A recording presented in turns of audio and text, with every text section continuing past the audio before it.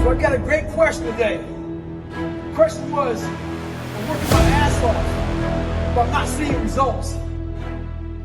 What we do is we go on social media, and that poisons us. We have all these fit models that we're taking these snapshots of. Snapshot these great legs, great ass. If you're a guy, big arms, big shoulders, big chest, take that middle snapshot. We start working our ass off for weeks, for months. We don't see results and we get all pissed off. Those results are there. But what you've done is you take that middle snapshot and you're not seeing the results of that fitness model, that person you want to be. Half of us don't even have it in our bodies to look like that. So what you want to do is take a mental snapshot of how you looked before and where you're at now. That's what you want to do in life. Compare yourself against yourself. Stay hard. Life beat me up bad. I mean, I was knocked out in the 12th round of a 15-round heavyweight bout. I was knocked out. But what happened was in the 12th round, when the challenger turned his back on me, I was getting up. And I got up and won the next 2 rounds. So that's my mind about can't hurt me. I was hurt, man. Like literally, I had to overcome so much those first 26 years of my life. And I still do every day today. You know, it's not over. But the mentality of can't hurt me is just that. No matter what's in front of you, man, you have to face, you have to confront, you have to overcome and move forward. So my father, you know, some of the kids that bullied me, my learning disabilities, all these things I went through in life, stuttering, had so many different issues, failing and failing and failing, I had to overcome them, or they would have overcame me. Throughout this journey, I started becoming this new person. I started creating this new person. People started seeing me as this amazing superhero. In the back of my mind, I knew the real story. And I was like, man, one day you have to really share it. I'm like, man, but do you have the courage? You know, like, it's great to live right here. I've established this. People think you're great. Just stay here. Don't go back. Let's not go back. But the only way you can help people out is let them know that this is possible. So I had to go back and say, this is where I come from. And where I come from is hell. Most of us fail in life because we're afraid of what everyone around you is thinking. That's 100% truth. So we live by the narrative of other people. When I first called a recruiter to be a Navy SEAL and I was 297 pounds, the first recruiter looked at me and said, you're not gonna be able to make this, man. So what he was doing was he was projecting his energy on me. He knew he couldn't be a Navy SEAL. So God helped this black guy, because I was only the 36th African American to make it through in over 70 years. How's this black fat guy gonna make it through in my ass? He wasn't even willing to try. So a lot of us who are negative people, all we do is project how we feel on other people. So what happens is that there's a lot of negative people walking around the planet Earth who are afraid to try. Because everybody, a lot of people are very negative in this world. So we are afraid to fail. Why? I told you, man. Shouldn't even try it, dude. Just chill out, relax. Why are you so crazy? Why are you so obsessed? So all that stuff drives the quitting mind, I call it. The mind wants to quit. The mind's tired. The mind's deserving. The mind thinks it's very deserving. So yes, the biggest problem in this world is other people, not yourself. It's other people in your head. They are puppet mastering you pretty much on your life. Because what we do so well in this world is we see superhuman people and we title them. The second we title them, what that does, that gives us a get out of jail free card, is that they're the 1%ers. I'm not even gonna try to do that because that's not even in me. God made them special. They're special people. There are no special people, they're special minds, and the mind can be created on your own. You can do that yourself.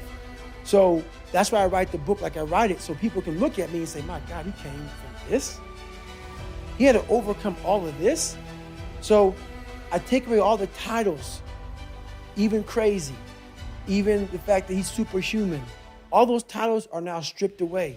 But what's funny about that, you will have my book in your hand, you will read it in its entirety. You will hear the audio book, whatever you get. And by the time you get to chapter 9 or 10, you already forgot chapter 1, 2, and 3 of the hell I came from. That's how fast the mind wants to soften you up and say, this guy's just nuts. He's superhuman. That's how fast the mind, you already forgot what you read. and you love the book. You're loving the book. And you already forgot the first 3 chapters of your mind saying, this is possible. It's already guiding you down that path of least resistance as you're reading the book. That's how powerful it is. So we got to constantly remind ourselves of, go back to chapter 1, 2, and 3. Always remind yourself of those chapters, of that you can also do this. But you have to first self-examine or live autopsy your own personal life. We all know what stage 10 clingers. Those people who just hold on to everything. We got people out there whose boyfriend or girlfriend broke up with them, and they obsessed about them. They know what girlfriend they have or boyfriend they have. They know what kind of car they're driving. They know about the new promotion. We got people out there who've been done wrong. Just can't get over it. Can't get over not getting that school you want to get into. Past failures. Disappointments. Holding on to all that isn't healthy. The sun rises and the sun sets, and you're in the same damn spot. Stay hard. I had a moment in front of all these great American heroes where I had a chance. It was like so fast, it went through me like lightning. I can't believe I'm here. I can't believe I'm getting an award like this. That kid who was in the fetal position the majority of his life.